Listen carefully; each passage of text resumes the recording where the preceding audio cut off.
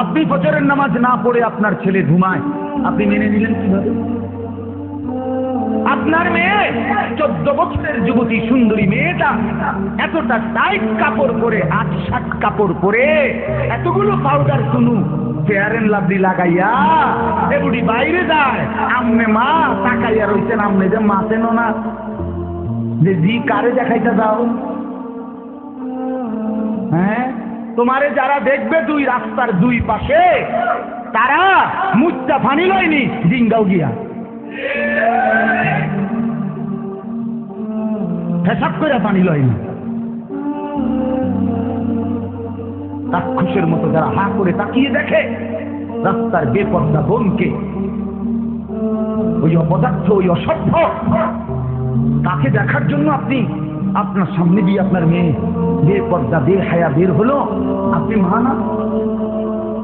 আপনি বাবা না? আপনি আপনার সন্তান চিনেন না? আস্তাগফিরুল্লাহ। এক মানুষের জীবনের সবচেয়ে বড় সম্পদ তার স্ত্রী সন্তান নাকি পোপা? কথা কন, আরে বলেন না, সবাই বলেন। এক মানুষের জীবনের সবচেয়ে বড় অর্জন বিল্ডিং নাকি স্ত্রী সন্তান? তাহলে আপনি যে বিল্ডিং এর মধ্যে ডিজাইন করতে করতে ডিজাইনের রগ রেশা উঠে নিতেন, কিটা ঘটনা কিটা? আপনি যে দরজার মধ্যে নকশা করতে করতে ওনার দরজাই খুঁজে পাওয়া যায় না নকশার কারণে। কথা বলেন না কেন? সোফার মধ্যে নকশা করতে করতে আপনি দিনের মধ্যে কত জাতের নকশা করলেন, আপনি সোফার কত নকশা করলেন, আপনি ঘরের কত নকশা করলেন, কত রঙে সাজাইলেন, কত কালারের রং দিয়া বিল্ডিং সাজাইলেন। তা আপনার স্ত্রীর জীবন সাজাবেন না? আপনার মেয়ের জীবন সাজাবেন না? আপনার ছেলের জীবন সাজাবেন না? এরা কি ফালতু জিনিস? এরা কি ফেলে দেওয়ার জিনিস যে তোরটা তুই ঠিক কর? বেডিরে কইছেন আপনারটা তোমারটা তুমি ঠিক করো, আমারটা আমি ঠিক করি। ছেলেরে বলছো বাপ তুই তোর হমান্য ফুলাইনের লগে তুই তোর মতো ঠিক কর, মেয়েরে বলছে তুই তোর হমান্য মাইয়াগর লগে তোর যেটা মনে করে এটা কর। তো এটা নিয়ে কথা ছিল, এটা তো কথা ছিল। আমার বাবা তো আমার মনে আছে আলহামদুলিল্লাহ আমার টুপির দিকেও নজর রাখছে, আমার পাঞ্জাবির দিকেও নজর রাখছে, আমার লুঙ্গির দিকেও নজর রাখছে। আমার মা বারান্দায় বসাটা পর্যন্ত দেখছে, বসছি যেভাবে মা বলছে ঘুরে বসো, আমার মা এইভাবে নজর রাখছে। আমার বড় ভাই একটা পাঞ্জাবি জীবনে একবার, আমি রঙিন এমব্রয়ডারি করা পাঞ্জাবি আমার জীবনে একবার গায়ে দিয়েছিলাম কিনা ছাত্র জীবনে। আমার ভাই প্রথম দেখেই ডাক দিয়াই না তাই না সেইটা টুকরা টুকরা করে ফেলাই দিচ্ছে।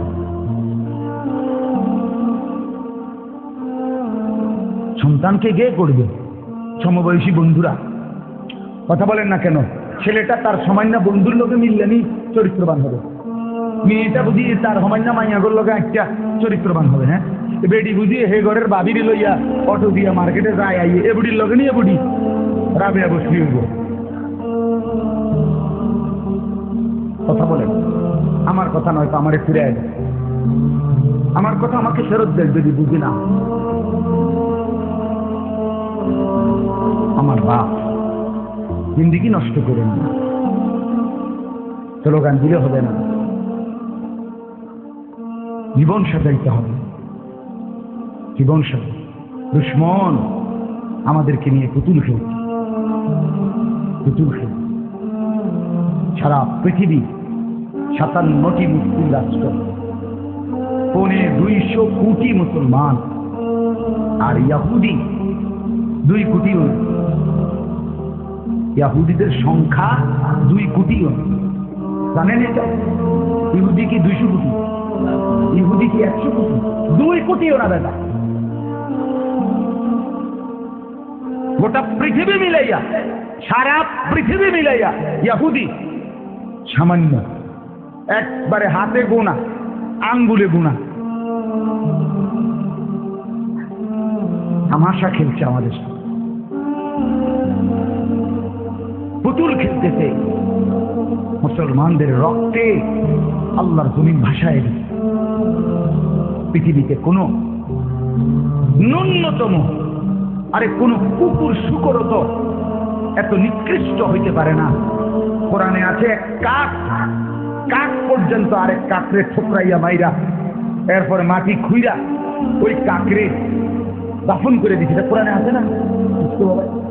আর এই নির্মম পশুরা হাসপাতালে চিকিৎসাধীন ফিলিস্তিনের মধ্যে মুসলমান, নির্যাতিত মুসলমান, মজলুম মুসলমান চিকিৎসাধীন হসপিটালের উপরে বিমান হামলা করে, বোমা হামলা করে একই হসপিটালে 500 মুসলমানকে শহীদ করে দিল।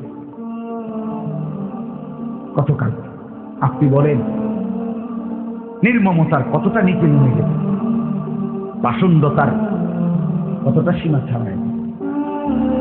যুবক বন্ধু, কার মতো চুল বানাই? হ্যাঁ,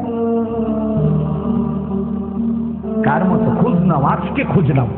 আমি চ্যালেঞ্জ করলাম, এই চুল ইহুদিদের চুল। আমি বললাম এই চুল ইহুদিদের চুল।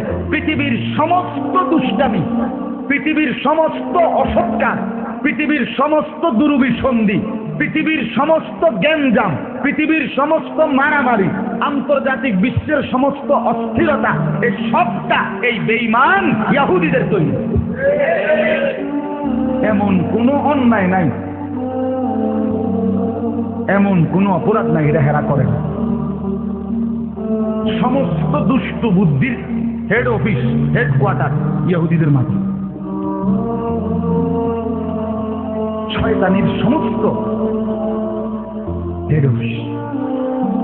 বিশ্বাস করেন ভাইয়া, আপনি ইতিহাস, আপনি নেটে সার্চ দিয়ে পড়েন ইহুদি জাতির ইতিহাস, ওই নেটে পড়েন, আপনি পড়েন দেখুন পড়বেন তারা কার বাচ্চা কি। এই কোরআন আমি পড়ছি, আয়াতের তর্জমা বলবো এখন। এই কোরআনুল কারীমের মধ্যে আদম আলাইহিস সালাম থেকে নিয়ে ঈসা নবী, আমাদের নবীর